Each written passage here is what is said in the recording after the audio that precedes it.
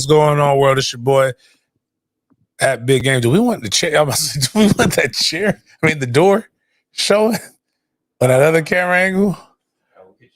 Oh, no, I was just saying, I don't care. But anyways, what's going on, world? It's your boy at Big Game James _36. And this is Big Games BS, bright and early. Getting after it, getting started with. I think I kind of like the morning time. Get my day over. The problem is a lot of BS happens after this, and it kind of throws off when your show is Wednesday. So imagine a full Monday full of BS that you got to talk about. Then a Tuesday, then you start Wednesday, and then other people have talked about the BS before. But I guess the same thing happens over the weekend. But it's been a full weekend of a lot of stuff. A lot of stuff happened. Miles brought up, we'll talk about this. Miles brought up a really, really good point yesterday when I got back. Chris Rock dropped a comedy special about getting slapped, beat up, fought on the same day that John Jones choked out a white man. This is how we starting off White History Month, the White History Year after Black History. This is disrespectful. Anyways, Big Games BS brought to you by thehumidor.com. Big Games BS, a part of Den Media Group, brought to you by thehumidor.com. Thehumidor.com, the go-to website for all things tobacco related. ABC Fine Wine and Spirits. Make sure you go to ABC Fine Wine and Spirits, Reach to the Top Show. That's who, over the last few years, has brought you all of our tailgates. We got a big tailgate coming April 15th for FSU spring game. I know all you guys are going to go there with your tailgating needs. The best place to go is ABC. Always be celebrating. Best liquor store. It's more than that. Fine wine and spirits store you can get in the Southeast. Inside the world's greatest cigar lounge, Goodfellas Cigar Lounge, right here. Got our humidor repacked, restocked. So, we were having some issues, man, but we got that done. Still got the best liquor selection. So if you can't go to ABC and buy your stuff, come over here, slide in, and have a good time with us, man. Check us out. Basically, it's like Goodfellas is Cheers with a mob twist. So I always record my shows here. Check it out. Check out the show on Facebook, but I much prefer that you watch it on YouTube, because we get more credit that way. Facebook loves the trip. So, but on that note, I just got back. Literally haven't been back right now to the minute. I've been back for 24 hours. From Indianapolis, was there. I flew up there Tuesday. Now I'm at the Tuesday covering the combine, all kinds of different things. I'm leaving as soon as I get done recording to go check out FSU's first practice. So I'll have some updates and whatnot, probably go on, do an impromptu live session only on YouTube, breaking down the first day of spring practice, giving some position previews, some stuff like that. So if you would like to, make sure you go subscribe, tell a friend to tell a friend. You can get the real stuff. Because what happens is this. Big Game, I'm not media. I'm not a fan. I'm family. So I'm on the field. So I want people to realize this. The people who you're getting information from are looking at practice from the baseball field. Now, unless things change, they'll let you get the first 20 minutes of practice. Everybody gets to go in there. You get the videotape, do your thug dizzle. But after that, they don't stay on the field. I stay on the field. I don't record anything, don't do any stuff like that. I'm just evaluating. I always joke with them. I want to see the first day of practice. I'm going to see the first day of pads. Then after that, I'll let the chips fall where they may. I'll probably let Trey skip school to come out there and do some stuff. But as we always talk about, little quick housekeeping notes. We're still trying to get to over 2,000 followers. I think we're at 1634-ish. It's weird because some of you guys are doing some wild shit. Like you're liking it, and then you're subscribing, and then you're unsubscribing. That's bothering me. Like, just be in or out. It's not double Dutch. But yeah, we're at 1634 We've got some really cool shorts that we put up. Anthony Richardson, we'll talk about him in a little bit. We'll actually probably end up playing the short for him. And we got one of the fast pilgrims that I'm a fan of, Riley Moss. We got a nice little short of him, and I think we got the white boy wide receiver from Purdue. That's I think that's where he's from. Who was up there as well, but we don't have a short yet. But Miles got to edit the stuff. Plenty of stuff from the combine. We're gonna just dump this stuff here. Got the interaction between you and the Miami guy.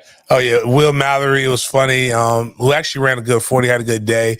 We'll talk about these guys who had good days. We're gonna get into that here, but I need you guys to get to 2,000 subscriptions. And once we get to 2,000 subs, we're giving away $200 to a listener live on the show. Right now, if everybody would just go and find somebody to like it, do this. It's real easy. If you have a YouTube channel, a YouTube account, you basically get 2 accounts. You have your name and you have your email address. That's 2 likes right there, easily.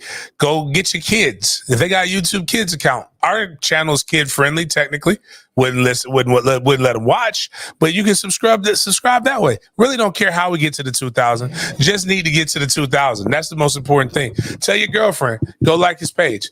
Go tell you. I actually would like to get the stats are crazy. I am about 95% men and 5% women. I don't want the men to go down, but I'd appreciate if we can sexy this thing up a little bit. Let's get some more women. I mean, it's about to be a great short season. So I'm gonna have to, if I have to go throw my thought shorts to make things happen, we'll make this happen. But yeah, but when I tell you what, before I get into all this other shit, I'm fucking tired. My eyes can barely stay open. The coffee ain't even really hitting like that. I'm tired, dog. I ain't gonna lie. Oh, the memberships though. We gotta get the memberships up as well. I think we're at 12 members though. So shout out to that. If we get the goal right now, I may even drop something for the members. If we can get to, we're at 12. Oh, sorry. Nah, I'm trying to think of something cool to do. We get to 30 members. Even it doesn't have to be the $100 one, $3.99 or up. We may drop some. We can do a meet and greet. You know what? Actually, I'm gonna extend it. I'll be in Tallahassee on April 14th. The spring game is the 15th. On the 14th, if we get to 30, we're gonna have a members only social Friday night at the I'll figure out a place. We'll have it, but we'll do it big. We'll do it big, and at that members only social, trust me, you never know what's going to happen. You may find the love of your life, or more than likely you'll probably see some former players. I'll probably make sure I have some guys that are going to come in and come kick it with us because it's the spring game. You never know who's going to be in town. And remember, if you're on that $100 level, you get to kick it with Big Game the way that Big Game kicks it. So you'll never know who you're going to see. There's a players only thing that we always have. I'll make sure you're coming and vibing and kicking it with me. So come hang out with your boy. Now, I didn't get dark all over. It got real dark all of a sudden. If you want to know what the $100 membership level looks like, well, it's technically not 100. It's $99.99. Miles, do we got some of the pics and stuff that from? I know we got some of the video. I mean, not some of the pics. So yeah, like this right here. This was my last night in Indy. Well, that's Sheena. Everybody knows Sheena. That's Keenan McCardell. Is this showing on another thing? Oh, my bad. We gotta get this showing. All right, that's Keenan McCardell right there. Former Jaguar receiver, coach of the Minnesota Vikings. You would have got a chance to meet. Probably that last night, 30 NFL coaches in a manner in which you've never got a chance to see it. They would literally come in and at the combine, they talk to you. The whole purpose of the combine isn't like somebody asked me a question. Are they going to ever cancel the slave auction? Because that's what it kind of looks like. I ain't going to hold you. But no, they'll never do it because business happens at the NFL Combine. People meet other people. You talk about stuff. You're trying to get jobs. You're trying to. It's just one of the craziest things. But that's Keenan McCardell, which was dope. I know Keenan pretty good. He always shows love. Dope guy. That guy right there, one of the greatest comedians of all time, Cedric the Entertainer. Now, mind you, all of these guys are in my VIP section. Not mine, actually. Technically, this was Reggie Wayne's. Reggie Wayne had the right side. Big Game, had the left side. As you'll see the pictures with me getting the person who probably the biggest winner of the draft, getting him drunk. But that's Cedric the Entertainer, one of the best comedians. Also, D.L. Hughley was there. They had a comedy show. Click over one more time. Oh, that's Sheena. I thought I put 4. It wasn't 4 picks on that one. Okay, I guess it was 2 of me and Sheena. All right, whatever. But that's what you get. You could have actually, if you're on the $100 level, you know what you could have done? You could have seen my dad as many times as I've seen him in the last 21 years. Once, but it would have been the funniest part about this is you would have heard firsthand so many stories that I've told on the Sports Den, told from this guy. Now, I found, and new stories. So one of the funniest ones that I'll share this about, I don't think we look alike anymore. I don't see it. People say they saw it. Don't see it. You're crazy. Don't know who that guy is. Like, I'm going to be honest with you. Had I not seen a picture of him with my sister from a couple years ago, I would have thought that I would have been like, who the hell? And the fact that he's black and our hotel is very white. I just assumed that the black guy in the Bill Cosby sweater was looking for me. Now, we were talking about stuff. We were sitting there. We were talking about, it was literally, I got to talk with Z about if he comes to Florida. He says he's coming to Florida. We will get some content. We will do a Father's Day commercial for Green Acre Sporting Goods. Because like one of the things he's like, first thing he says, we were talking about guns with his friend who was up there. And I was like, hey, man. I was like, Dad, did you see the Uzi? He's like, your sister ain't tell you I got you a Uzi? I'm like, that's kind of like, I don't know if that's like endearing or like heartwarming, like caring, but like,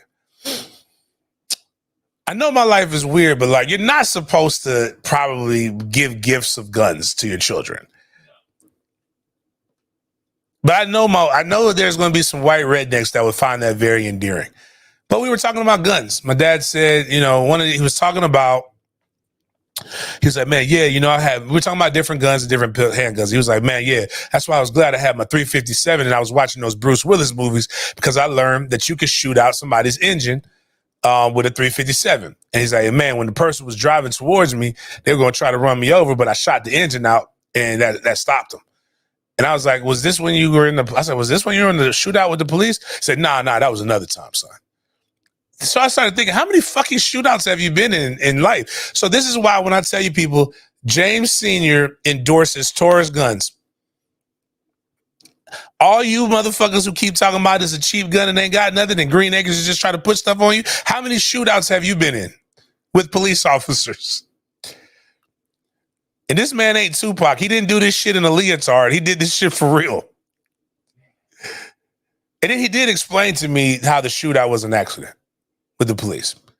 So they all forgave each other. And the police officer told the truth. Forgave each other. He said the police officer told the truth, and that's how he got off. The police officer heard gunshots between him and the people he was pursuing. And the police officer just came in and got involved, and he shot in the wrong direction. So they volleyed and they sent a lot of bullets going his way.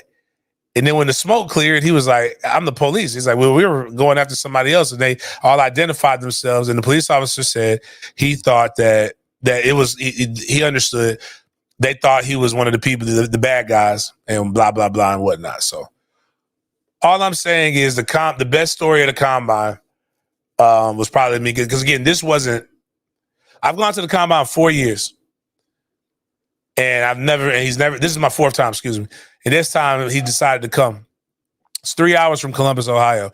I knew he wasn't coming the next day, but it was kind of cool that he came. He also gave me 2 jackets, and those jackets came in handy because Indianapolis Weather Channel is telling you that, it's going to be pretty cool. Look, the temperatures look like Florida. And boy, it wasn't not Florida. It was Florida the first day, but then I froze my ass off. So that's basically that. You would have got a chance to meet my dad. Hilarious. And then what the cool thing about that is you learn that all this shit that I'm talking about is real. And when I tell you these stories, it's stranger than fiction, but hey. But anyways, the combine is why I went up there. Quick wrap up of the combine. I'm going to just talk about my biggest winners, and I may try to do something like another short, biggest winners and biggest losers of the combine. Actually, we'll just do this, and I may just cut it. But biggest winners of the combine, in my opinion right now, Darnell Washington, 1, for having the blackest name in the combine, and Darnell. 2, we didn't really know what Darnell Washington was because the university, we know he's a massive athlete. I think he stands at 6'6.5", or close to 6'7". He's 268 pounds, a large man. Actually had a better year catching as a tight end that people give him credit for because Georgia has another tight end, a white boy that's damn near a wide receiver that's really, really good. But Darnell Washington went up and showed that he is an extra offensive lineman that happens to be able to catch a pass. This man at 6'6", 264 pounds, clocked in at a 4.65 40. He had 28 receptions for 454 yards last year and 2 touchdowns, which is better. Just watch how he's moving this sled. Now that's him. Now watch the other tight ends. Wow, is that the same? Same sled. There's another tight end that's a top guy. It ain't moving. Tight ends have to, let's just let it play one more time. Tight ends block D ends. He is moving that thing. It is, one person was like, he's going super slow. Bitch, do you see how fast that motherfucker is? That sled is moving though? He's strong. He's physical. He's fast. He's a big target. He can be a Mercedes Lewis in the NFL. Except for faster. This is a large mammal. Like one of the, I'm going to tell you who the real biggest winner besides Denny Thompson in the fucking NFL draft. We got the 40 right here. Like this 40, and we can break down the technique. Like it's just what makes Usain Bolt such an enigma in the sprints is because he's so tall, and the taller you are, the harder it should be for you to be able to run an explosive, fast, short sprint. The taller guys come in handy. It comes in more handy in your 200 and really in your 400. But that's why you see most of the dominant sprinters are under 6 foot. Think about the NFL combine. The fastest guys are typically your defensive backs, your wide receivers that are more your slot switchy guys, and even your running backs. But 6'6" is hard. 6'6.5" is hard to get into a stance that he's going to get into and not pop straight up and be explosive. But we're going to watch. My bad, 6'6" and 5. Motherfucker, he's 7. He's 6'7". My son is learning math. We go round that bitch up. 6'7". But let's watch this right here. And for those on SoundCloud, I commentate about the quarterbacks. Hold on, Miles. I might ask you to pause it again. Don't. Yeah, right there. Pause. Wanting to get one of those. So if you're watching this, guys, this is the perfect stance in your 40. His hips are slightly higher than his shoulders, which gives you the perfect drive out. He's got his weight there. His knee, he's got good shin angle. Now that front knee could probably be forward a little bit more, but that's me being a stickler. His chest is not on his knee. He's got the space for him to be able to drive his hips through. All right, now we can go ahead and push play on that. 5, you are not, now put it in, oh my bad. To put it in comparison, Will Mallory from the University of Miami ran a 4.57 and had the fastest time for a tight end. Will came in at 4.35. He outweighs Will by 30 pounds. He's taller than Will. And he's just barely, like he's less than a 10th slower. Big target. Decent hand, good hands, was a part of a Georgia team that was just absolutely loaded in every position group. But I think he won. He turned a lot of heads, won a lot of stuff. So that goes back to the next guy, Will Mallory, who got his 40, and Will was skedaddling, breaking stereotypes. You know, I think Will Mallory isn't going to give you much on the blocking end, But Will Mallory he's going to be, the way they're using tight ends now, he's going to give you a lot when it comes to the way that they're using them in the receiving game. So like that's going to be the thing for Will. Will's right after Darnell. So 2 tight ends again. Will probably, I think Darnell Jackson, not a back, it made it blacker. Darnell Washington did enough to maybe creep in the late rounds. Will Mallory, definitely, if he's a 2nd or 3rd round pick, I would not mind having him with the Jags. But again, going back, let's look at that stance. Maybe too bundled up on his stance. We're going to get here in a second. Maybe too bundled up, but it worked for him. Let's see here. The hips are higher than the shoulders, which is very important. He's got a little bit more forward lean than what Darnell had, head down, but his shoulders are really rounded. But I think that's more of a stature type thing. But go ahead, push play. Here's Will Mallory. Can he better? He doesn't need to, but let's see if he can. He's rolling, man. You know it. I want to know that, guys. Here's Will Mallory. Big game. Knee past the hip.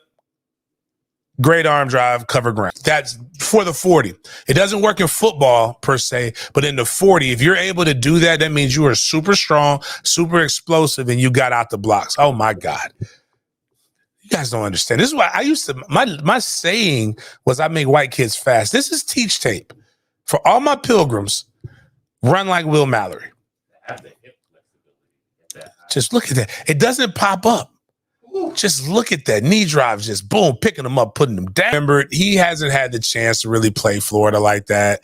He doesn't know the rivalry, and we've been whipping that ass the last 2 years. So, like, I can see where he's a little upset, and like why he would think the way that he thinks. But let's see what Will has to say about the rivalries.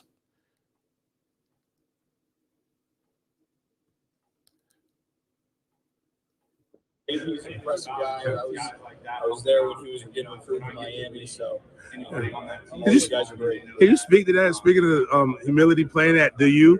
Like, isn't that kind of funny? Like, very braggadocious. What was it like going from? All right, so the reason why I started that question is the old white men sometimes bother me.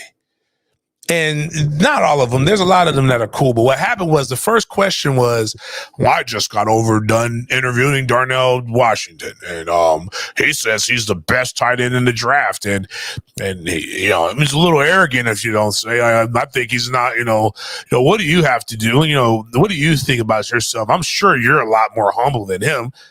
And one of the things that people got to realize is that I'm not really media. I'm just a guy who's played this game, who's talking to you as if it's just me or you, because I think people are lying about the game these days. And sometimes the first thing that's on my mind does come out. And I literally shouted accidentally, what the fuck does humility have to do with playing good football?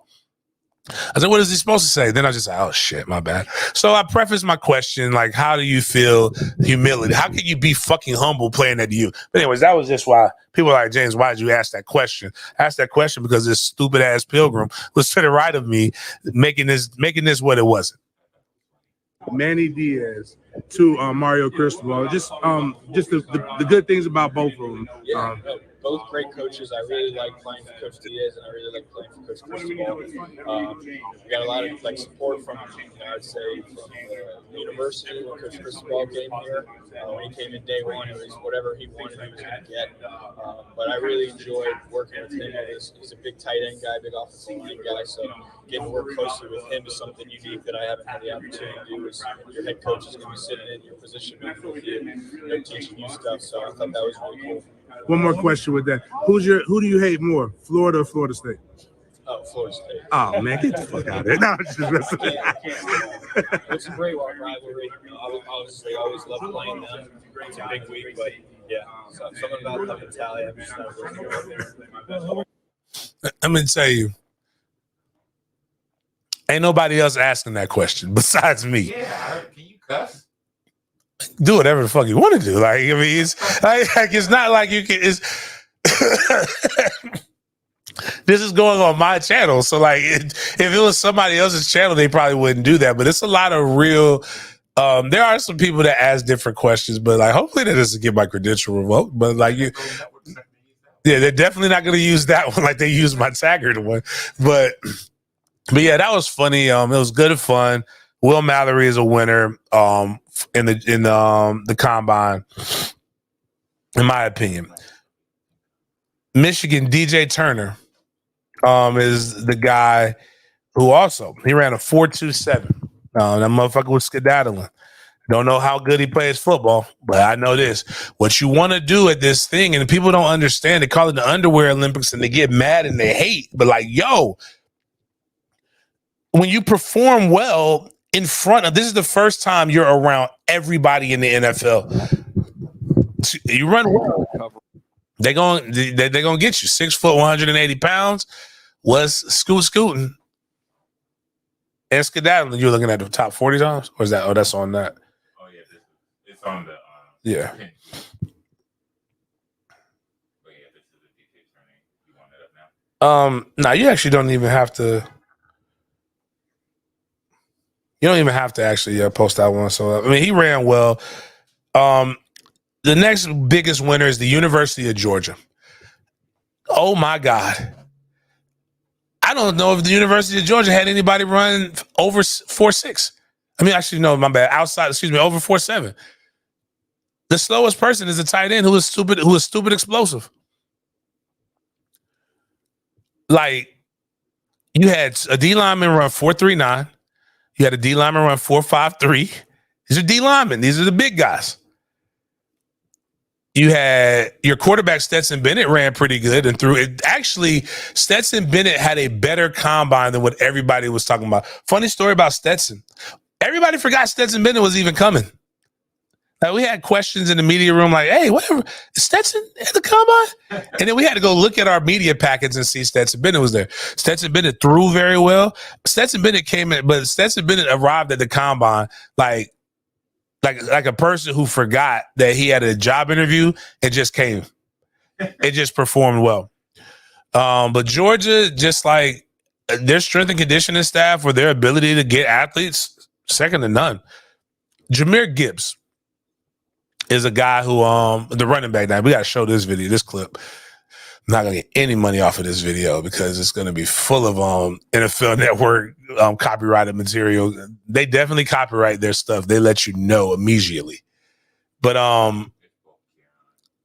it's on. Yeah, that's Jahmyr Gibbs. Oh, okay.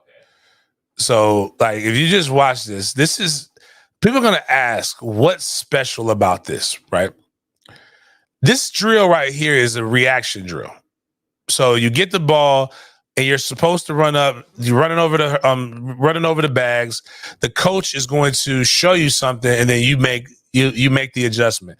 Watch when this coach makes this adjustment. Coach makes the move, and watch when Jahmyr Gibbs makes the adjustment. This means this guy has some wiggle in him.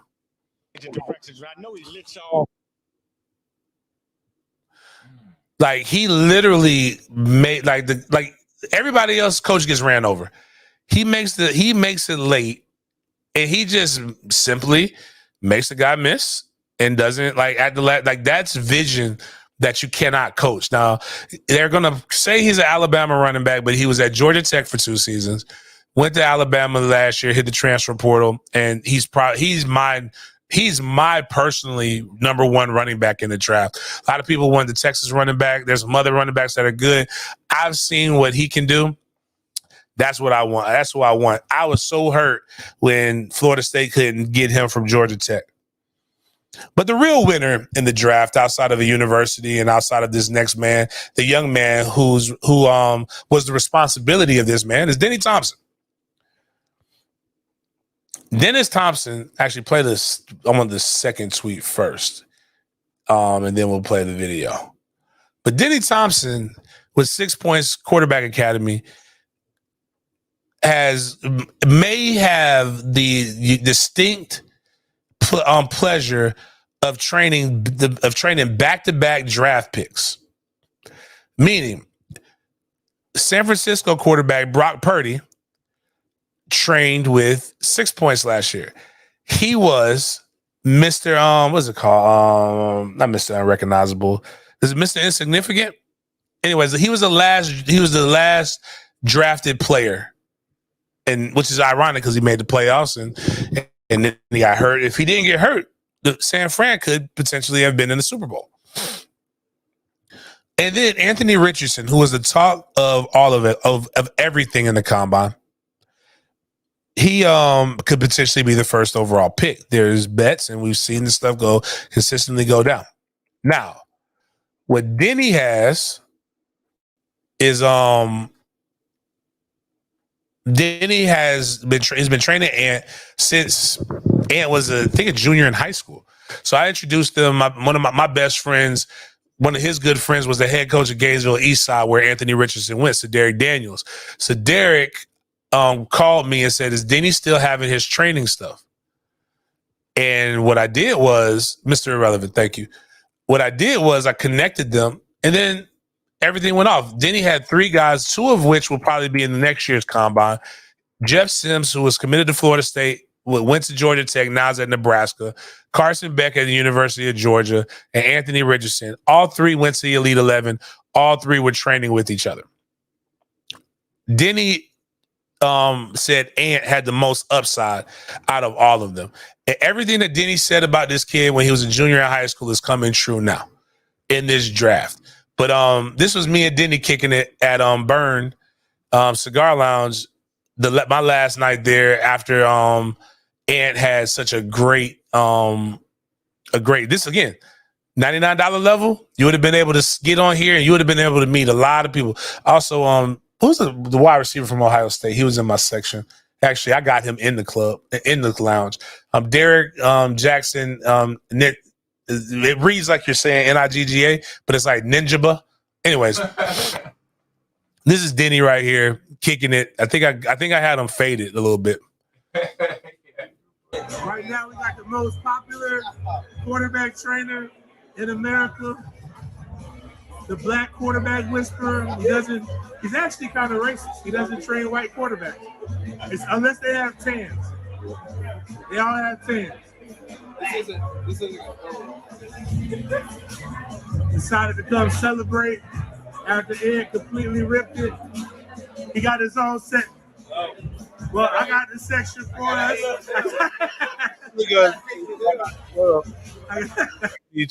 He made rightfully so, made a lot of money. He's got one of the top quarterback prospects. Well, he trains Colin Hurley for 2024 class. He trains Luke Cromenhawk for the 2025 class, for the 2024 class as well. Tramel Jones is going to be a top quarterback. Basically, all the top guys in this area, Denny's responsible for. But the guy who really was the darling of the draft was Anthony Richardson. In this, a lot of weird stuff has gone down with Anthony Richardson. Like a lot of weird responses have gone down with Anthony Richardson. And I don't know why people hate this young man or why you talk like you hate this young man. He went to Florida. If anybody should hate Anthony Richardson, it should be me. But I don't really care anymore. Can you push pause? Hold on.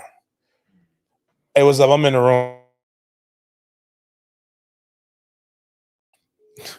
A lot of weird stuff has gone down with Ant.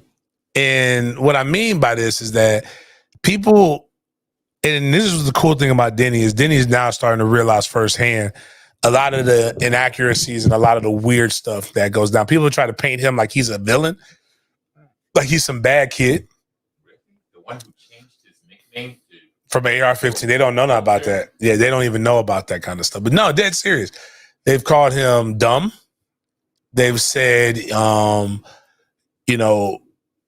doesn't process well. He doesn't do these things. But, one of the first things they do at 6 points is they do a cognitive test for all their quarterbacks. And he graded off the charts. I can't even read that. It says black quarterback bias. Every year they're torn down in the evaluation process of the draft. Yeah, you think it's so some people leak this out so he can drop and they can get him more easily? Well, no, I think actually that was probably the worst thing that they could do for him to go out and counteract everything was because all you've heard about him is how well he did in the interview process. Right. All you've heard about is how well he does on the boards from the NFL teams. So like the things happen, and if they wouldn't have said anything, he probably wouldn't have risen because there wouldn't have been any doubts going in. Then he would have probably just been right there. But now you look like a liar. Now you're like everything. And so what I want people to know is I landed in Indianapolis on Tuesday. From Tuesday to Saturday, all I heard about was, tell me about Anthony Richardson. Tell me about Anthony Richardson. I talked to the Titans, the Colts, the Panthers, the Raiders, the Bucks, the Jets, and numerous other teams. But those are some that specifically asked me questions about Anthony Richardson. What did I know about Anthony Richardson? And it wasn't on the field. So, and this is what I need people to realize. And I think I have some of these tweets that will eventually put into these things, that every level of coach believes that they're better than the level of coach that's below them. Middle school coaches believe that they're better than Pop Warner coaches. Every high school coach believes that they're better than middle school coaches. Every college coach believes they are exponentially smarter than every high school coach. And every pro coach believes all college coaches are idiots. Not all, but most. And what happens is they believe college guys are recruiters. And to be honest with you, on all those other levels, it's more about recruitment than it is about scheme. And what I mean is, if I have better cats than you, I'm going to probably more than likely beat you. I joke with some of my friends that they're like last year, the joke was Florida State, and I bet with some guys like they people don't like betting me because I when you get too strong in your opinions, I started to ask you how strongly do you feel about it, and they were like, Florida State's going to lose 6. They're going to lose 6 games. Mike Norvell's going to get fired because they're not organized in practice and they're not this. Mind you, he's comparing Florida State practice to the University of Georgia's practice. And I said, dog, that's just not fair. We don't have the cats nobody has the cats that Georgia has. But what's happening is NFL GMs, NFL coaches are looking at the way that this young man was used. Then they're looking at his overall skill set. And they're saying that the skill set was not used in a manner in which was conducive to him being the best. And when you take away from what you've seen and you're looking at it from the eyes of NFL GMs and the people that you've talked to, you start saying that maybe it's not about if I'm right or wrong with what I saw. It's a matter about what they see. And what they see is a raw talent that's a lot like Josh Allen. And we'll get to those comparison numbers in a minute. The boy did great. Now, if you could start by saying this, and then this was funny. This was a black journalist that said this too. Sometimes it's your own people that are the worst. You got it's the first Twitter thing, but. The label, what was given to Ant, what was the question that was asked? And this guy really asked this question a lot. And that's why Ant, when you look at the video, you'll see Ant a little frustrated with him. And he talks about about being labeled a project. Yeah. You can look at, I guess, sort of as a project quarterback. What do you think you bring a team right now, and what do you think you bring in the future? What do I think I would bring to a team? Like right now, even though you have the project label, what do you think you bring a team right now? I don't even know what that means, project label. But I'm willing to bring anything, everything that they need from me. I'm gonna work hard. I'm gonna be dedicated to my craft. I'm just be a leader in that organization. So just grow and continue to grow. Beautiful. I'm sorry. You can look at, I guess, sort of as a project quarterback. Yeah, and that's I reiterated that, and he tried to ask the question. What do I think I would bring to a team? What would you do on third and long inside the goal line, and this, that, and the other, and blah blah blah? I'm like, who the? And so I did say this, Miles. I cussed again. I was like, who the fuck asked a question like that? Like, what the coach calls? Like, you realize I have an offensive coordinator, right? Like, that's the play that I'm going to run. But Ant answered it in such a great way that showed his confidence and his competence. And he said a play that he would run, that he would like to see ran. And he said if option 1 is taken and option 2 is taken, he basically goes down what will happen in that kind of coverage. Option 1 is taken, 2, 3. He said, then there's option 4, me, and I'm always open. And I was just like, basically meaning he's going to use his athleticism to be able to score. But like, let's just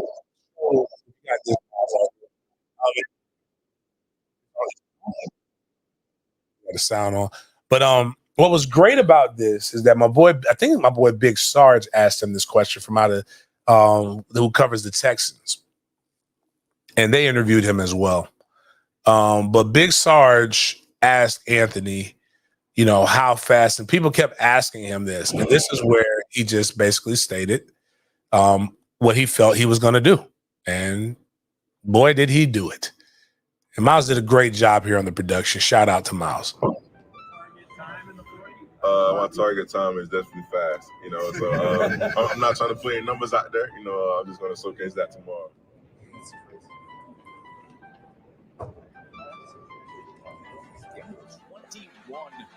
At home. Anthony Richardson, which he does, and here goes Richardson. Long strider keeps his balance. What a run by Anthony Richardson. Superman is. A really good run. He had a great day. Ran a very good 40. Probably could have ran a 4.39 if he would have ran again. I think that's what they said. The fastest he's ran in camp, but they wanted to keep it down because of injuries. Anthony Richardson's odds as was even better. Like we talked about this on the show where I wanted to bet on it. But if you would have put, again, I don't even know what the numbers would have been, but if you would have said Anthony Richardson's, if you would have bet that he was the number 1 pick on September 5th, you would have been plus 2,300. Oh, it gets better though, Miles. It gets better. If you would have said Anthony Richardson was going to be the number 1 overall pick after he played Florida State, November 28th, plus 15,000. February 28th, though, plus 950. If you're trying to bet on Anthony Richardson being the number 1 overall pick today, plus 470. That's a lot. You mathematicians, can anybody do 15,000 minus 470 for me real quick? That's a lot. Anthony Richardson, the darling of the draft, definitely balled out. Love it for the kid. So excited for him. 10.9 broad jump, 40.5 vert, and a 4.43 40. Crazy. The comparison in the notes of Anthony Richardson are basically he is Josh Allen. Everybody loves Josh Allen. They're like Josh Allen this, Josh Allen that, Josh Allen this, Josh Allen that. And nobody had any of these real skeptical criticisms of Josh Allen. In fact, in one of my groups with my guys, they were just saying, well, Josh Allen had a better college career than Anthony Richardson. But did he?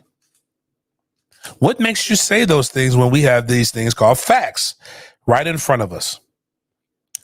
Josh Allen, his senior season, he had a 56.3 completion percentage. Threw for 1,800 yards. He threw for 16 touchdowns and six interceptions. He also ran for 204 yards and 5 touchdowns.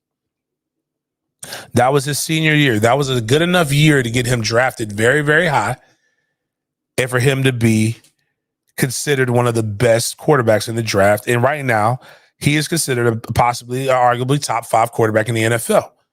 What if you can get a more athletic version of Josh Allen? So let's look at Anthony Richardson's stats from his senior year. 2,500 passing yards, 17 touchdowns, 9 interceptions. He had a QBR of 71.2, so he was a 30. So he's top third in the nation. Had some really, really good games. Had some really, really bad games.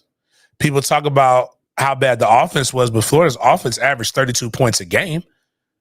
I'm sorry, that's a lot of points. That means your defense, for them to go 6 or 7, that means your defense is averaging less. Or excuse me, averaging more than what your output is. But it's more than that just for Anthony Richardson, because Anthony Richardson did that in the air. But running the ball, he ran for 654 yards and 9 touchdowns.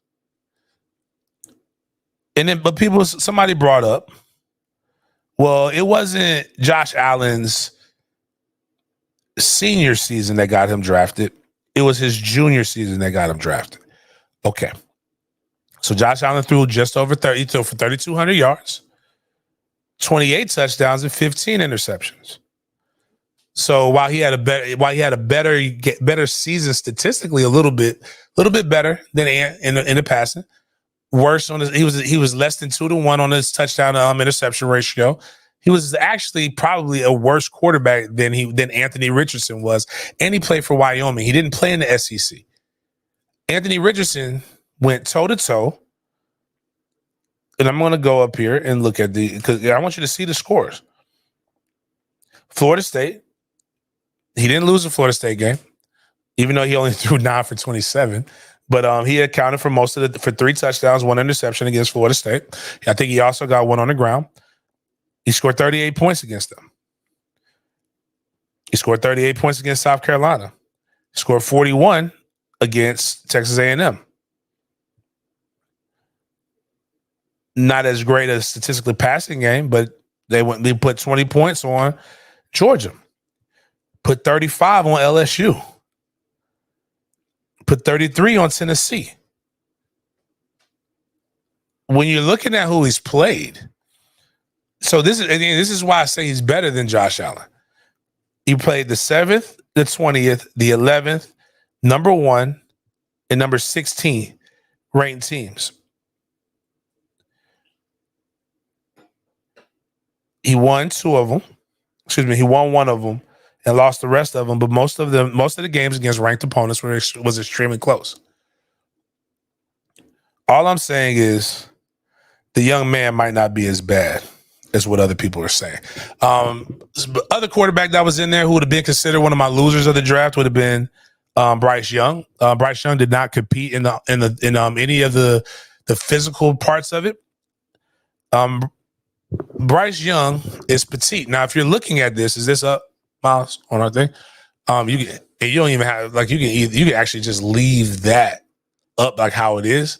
You don't even have to break it down because people should be able to read it. But what I would tell you is, for those who are on the SoundCloud, we've got a picture from the Heisman house of Kyler Murray and Bryce Young right next to each other. Kyler Murray's measurements at the combine: 5'10" and an eighth, 207 and 207 pounds.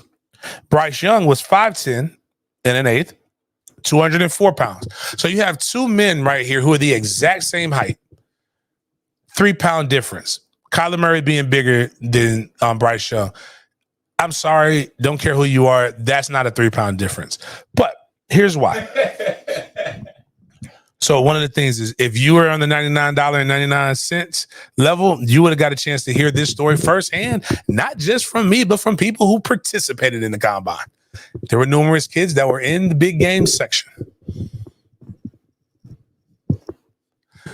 Bryce Young did not participate in the drills because Bryce Young was not in the shape he needed to be to participate in the drills, because they had to fatten up the hog to make sure that he didn't, so they can stop those questions. When you do your height and weight, you take all your clothes off except for your tights, your drawers. They said when he took his shirt off, he looked worse than I do right now.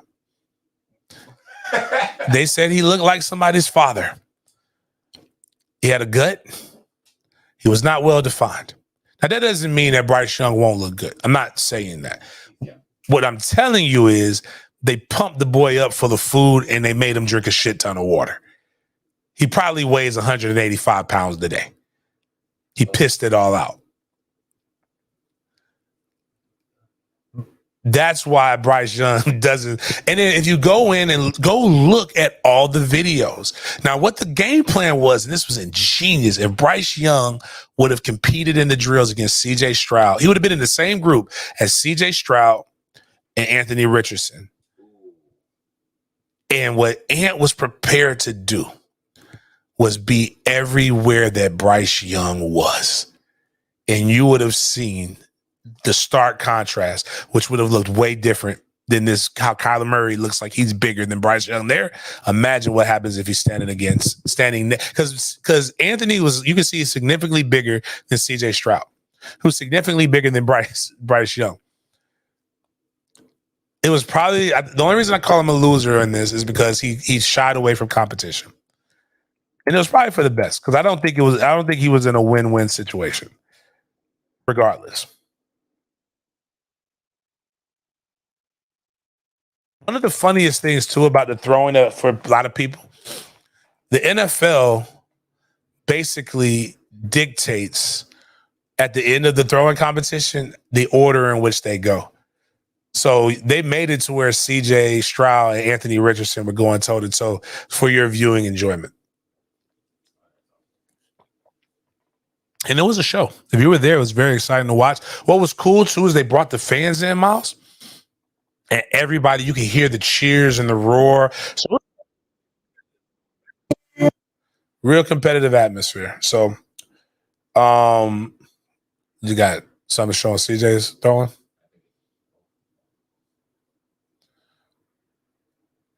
So, this throw right here was crazy right here. I like that throw.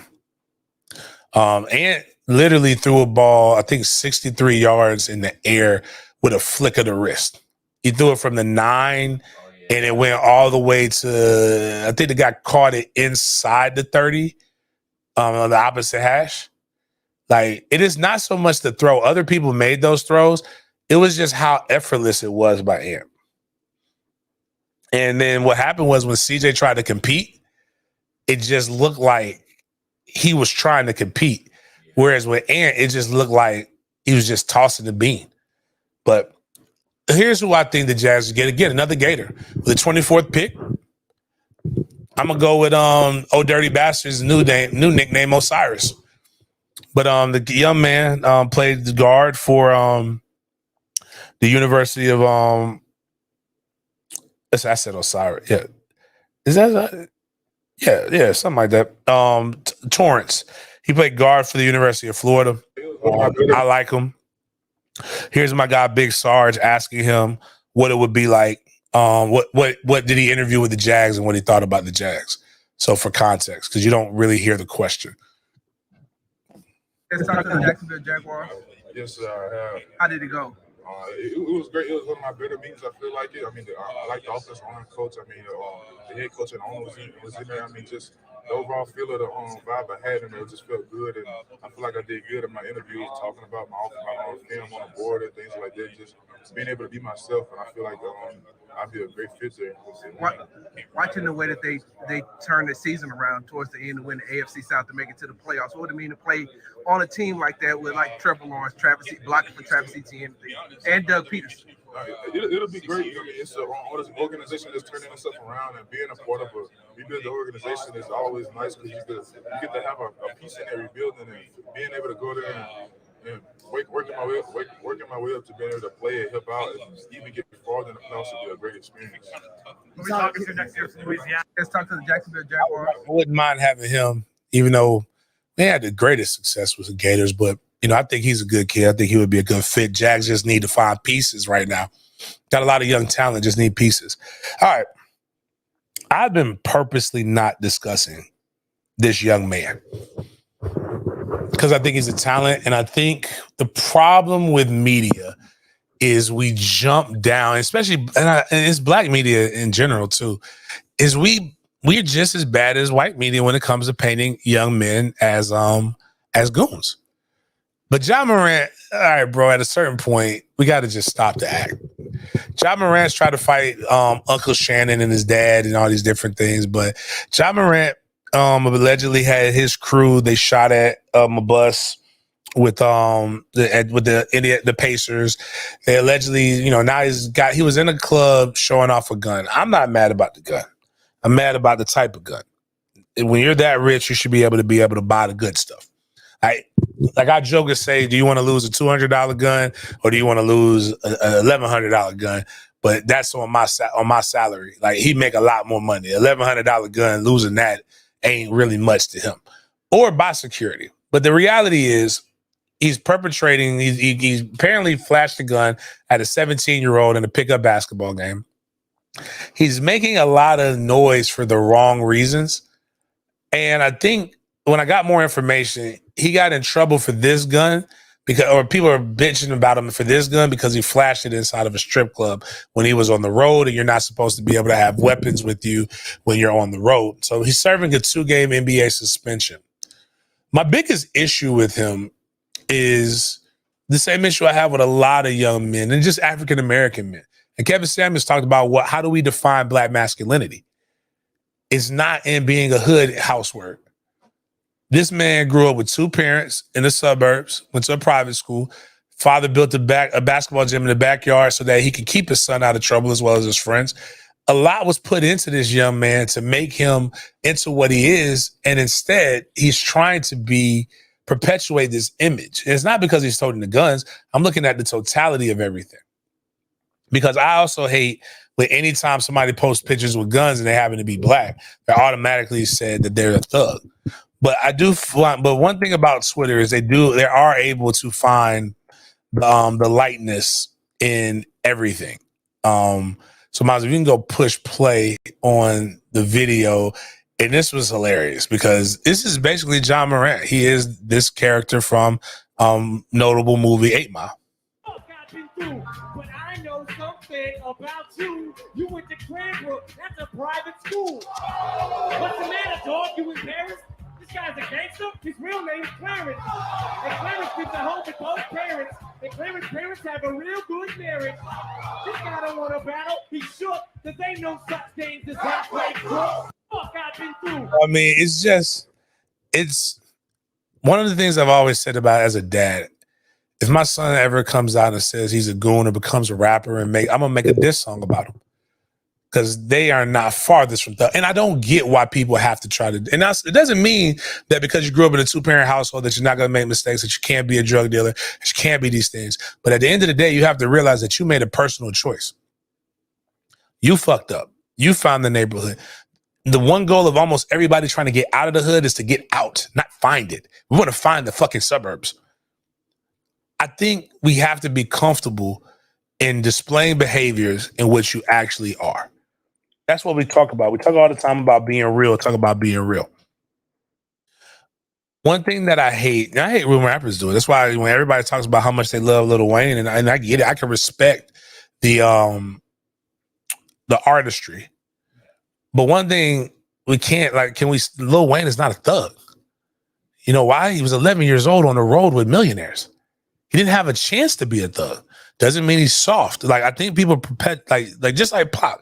I keep finding these videos and I shared it all. It's fucking hilarious. It's him talking about. It's him going from I can never talk to a woman like this. I have respect. I have love for all women. And then it goes for him like 2 years later when he's acting like a thug. Man, fuck these bitches. And you go from Juilliard, Baltimore School of Arts, to gangbanging. Like you were an East Coast kid that grew up representing the West Coast, but there's nothing wrong with that. But like let's just be, you don't have to be like people say, well, he shot at cops. You don't have to be soft. Like he was put in a situation where he had to defend someone or himself. And that's part of the reason. So I don't get the John Morant stuff. I really wish that our young men found a better way to be able to express how they come up and how they feel. But that's just me. Lastly, or part of the lastly part is just kind of going into that is it's also I don't like people who do that, and I also don't like people who feel the need to just have polarizing opinions for no reason. So one of the first things is like, and I noticed this, it's never people just appreciating artwork for artwork's sake. I feel like people feel just saying something was kind of cool is a complete cosign to something, or like you gotta like hate it. So like, for example, people feel like you gotta either like Big or not. I mean, not Big, Jay or Nas, when you can legitimately like both of them. Like, people will say a Jay-Z album is bad without even listening to the Jay-Z album. So it started with Ant-Man and Wasp.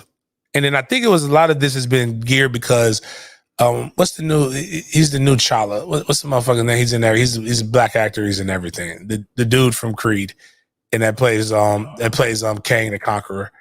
Majors. Jonathan Majors. He's the new black guy that's going to be on everything. Like, one, Hollywood. He's great, phenomenal at what he does. He has been having to defend his manhood because he dressed like a fucking anime character, and he did some other stuff. And I think actually he had one really good point where he talked to his sister about this.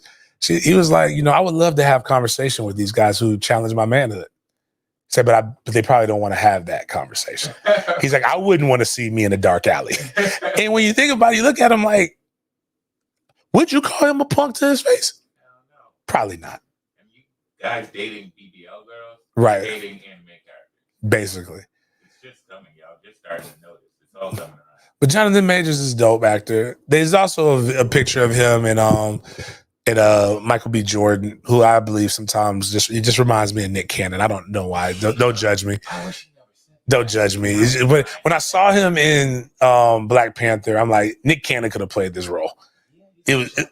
He's just Nick Cannon on steroids. But they're embracing each other. They love each other. I kiss my sons. I hug my bros. Like, I show love. I think that's the most masculine. The most masculine thing you could do is be secure in your masculinity. I think too many of you guys are worried about, like, it's funny because it's like you're like Riley in the Boondocks. Like, that's gay. That's gay. But then when you realize when Gangstalicious did something, when somebody you like does it, it no longer becomes gay. And so people told me Ant-Man and Wasp was trash. Then I watched it and I'm like, it's not. It's actually on par with what the fuck this stuff is. Somebody even made a comment of, I can't believe that Ant-Man was the one who killed Kang, the most powerful person. I'm like, they don't know about the comics. I was like, did you not fucking read the comics? Like, it's not one Kang. It's why whatever. No, so I saw people say Creed wasn't any good, but then the people who I know as since said it was great. But Creed did $100 million, which makes it the most successful sports franchise film out. So shout out to those two brothers for doing that. But the reason why I come through this, and it's the selective outrage, and ironically, as we talked about, Chris Rock dropped Selective Outrage, and I haven't watched the whole thing. I will, but Miles brought to my attention that he spoke on the Will Smith and Jada Smith slap. And what I'm finding is the people who like it have no problem with hearing multiple sides of a story before they make up their mind. The people who don't like it have already made up in their mind that they don't like Chris Rock for what he did. It clearly cannot be for the content, because even in the 8-minute clip that I watched, it sounded like every fucking Chris Rock stand-up special that I've seen since I was a kid. If you don't like political comment, because the people say he talked about Trump and talked about this stuff, you don't like, when has Chris Rock not been political? Right. It's like when I go listen to Cat Williams, I appreciate art for who the artist is. The only reason I don't like Cat Williams is because when I went to go watch him live, now this is what's crazy is this was in 2007. I probably should forget about it and forgive him at this point. But he was high, he was drunk, he had a terrible show. That's why I didn't like it. But I know what I've seen from him, and I've enjoyed it, and I know what that show is going to be like. I don't like Mike Epps' comedy style per se. I like him I like his movies, but I also understand what's going to happen when I watch a Mike Epps comedy show. And I'm saying Kevin Hart, I know people who think Kevin Hart is silly. I like Kevin Hart stuff outside of a few. I'm understand it's the style. I can appreciate what other people appreciate without being a hater. Right. Now, with that being said, I thought those last 8 minutes were masterful. Yes. And it's what I've said a lot, and it's a lot of truth. And I also got more context. I had no idea why he was ripping Jada at the Oscars a few years ago. Right. Until he said that I wouldn't have said anything had she not said anything to me in public. And if they didn't put their lives in public. And I think what's going to sting is that a lot of people live their lives so publicly but don't have anything to show for it in the terms of what Jada, like these superstars are. So you get mad because you wouldn't want that to happen to you, but if it wouldn't happen to you, if you would just shut the fuck up. Right. And when he brought it full circle, forget Will Smith, but just be a man for a second. Cheating happens, and Chris Rock actually brought that in. Everybody has been cheated on in this room. And in that, he said, but have you ever been cheated on? Had your wife put a microphone in your face and ask you how you felt about her sucking her son's friend's dick? Nah, I don't think I would handle that very well. But nobody had a problem when they went on Red Table Talk to talk about that. Nobody had a problem when Jada said we all need to just move forward and heal on their platform. They've talked about on their platform the Chris Rock and Will Smith slap when they were ready. But so now we have a selective outrage when a comedian, an artist, decides to use his medium to discuss what happened to him. It's the same thing you guys do when it comes to Future and Sierra. You get mad when Future makes a song called Trophies, and you imply, he never says Sierra's name, but you imply that he's talking about Sierra, an artist rapping about his life. You get mad about that and you say this is black male toxicity. But when Sierra actually makes a song basically shitting on Future, that's her venting and her using her medium. Is not fair. It's called selective outrage.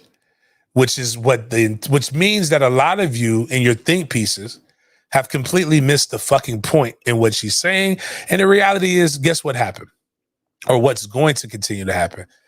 Netflix is going to give them another special, and they're not going to take away the $100 million.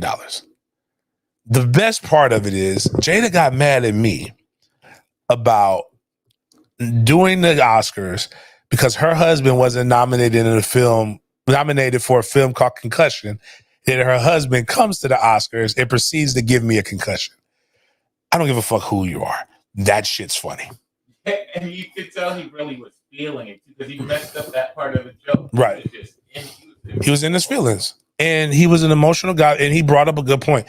The one thing you wanted to do was keep your wife's name out of people's mouth, and everybody talked about it. Everybody talked about it before. The only person you went to was the guy who you knew you could beat. And that's toxic masculinity. The one thing we got to stop doing is stop being polarizing for polarizing's sake. That's not you. 90% of you guys will never be able to be in this chair.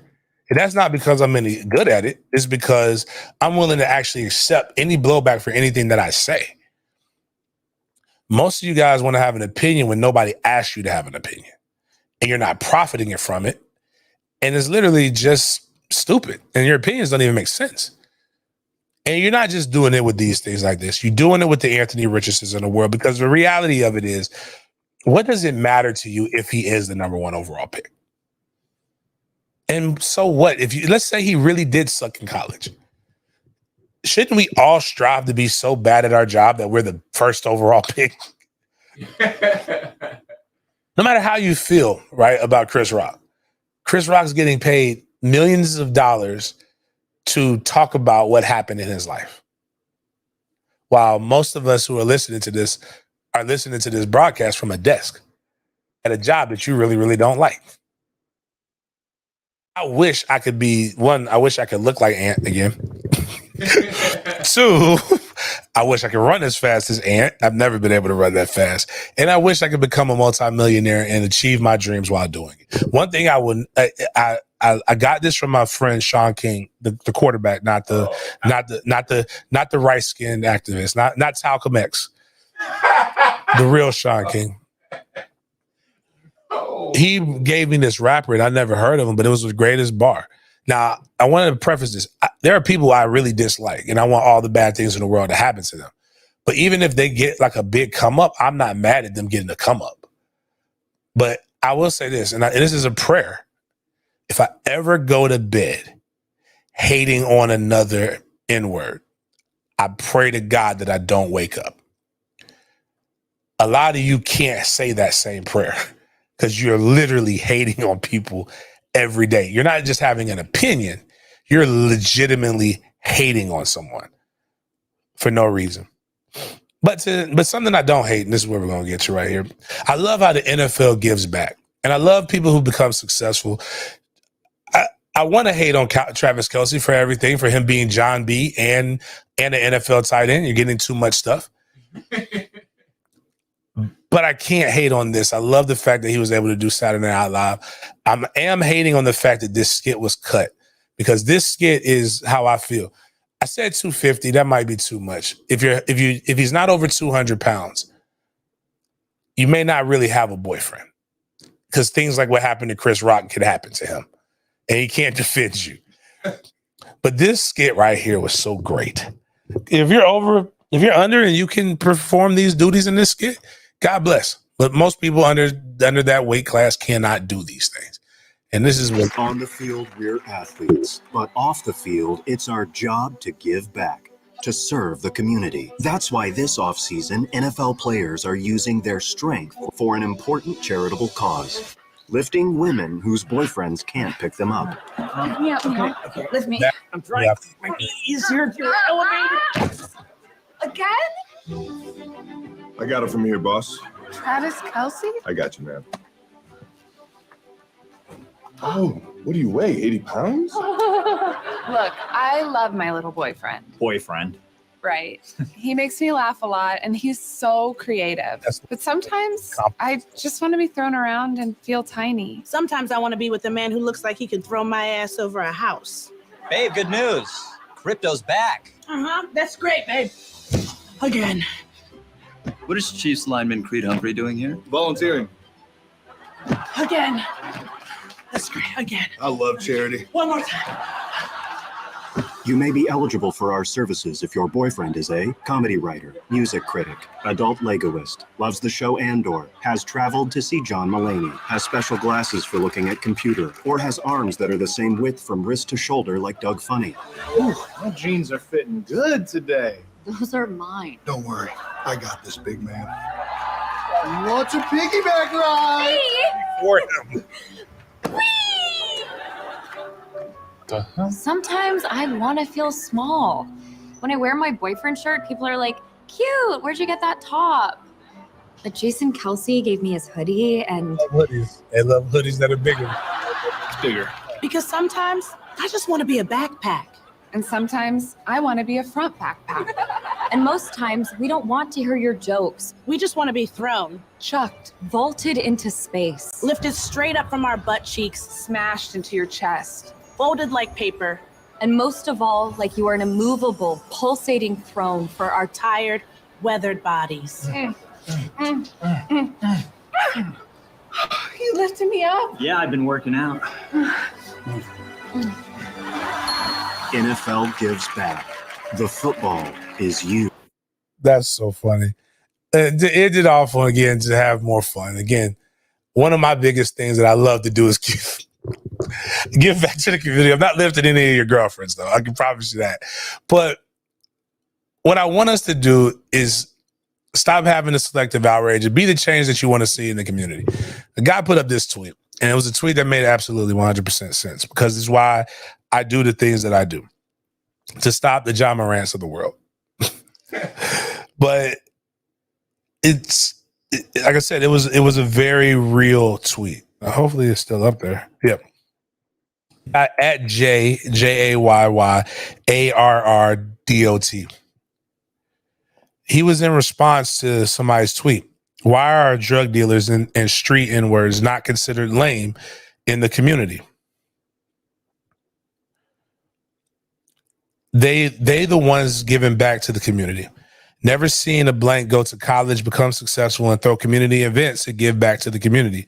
It's always the house words that be in the streets that be the neighborhood heroes.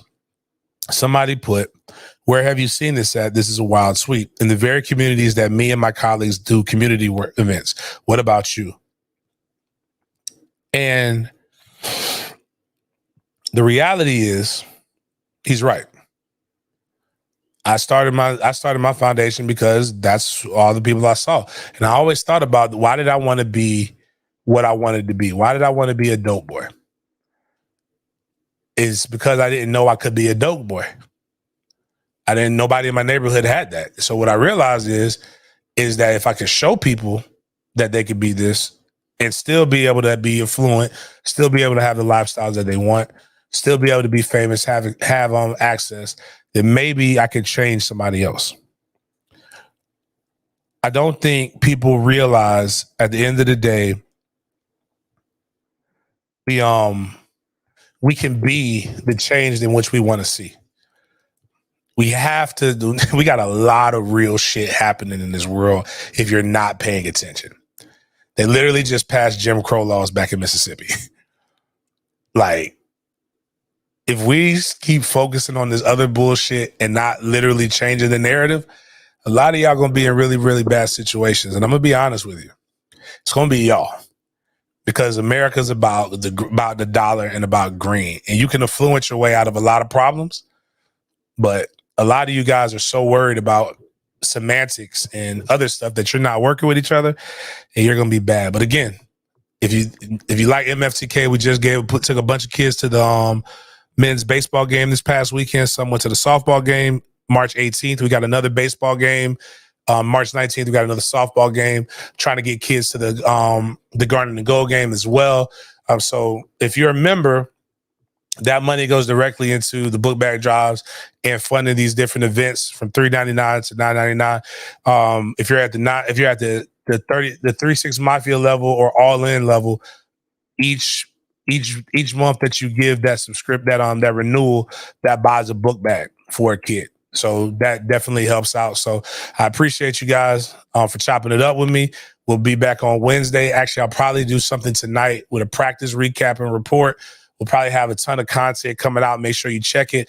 Please like the content. Please share it, because at the end of the day, you don't have to be a member. You don't even have to pay. Help my sponsors, and let somebody else pay these bills. And that's what we love. So appreciate you chopping up with me. Stay tuned for a practice report. See you guys Wednesday.